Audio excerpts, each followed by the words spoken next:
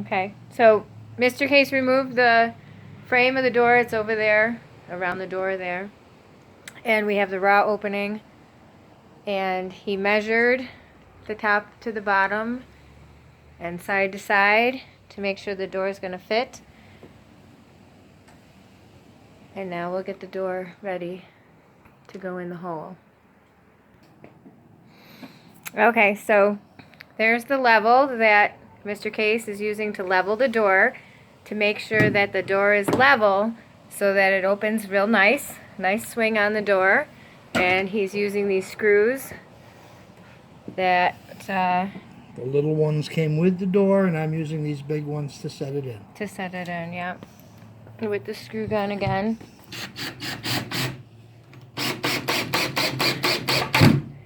And then we'll be back to show you more.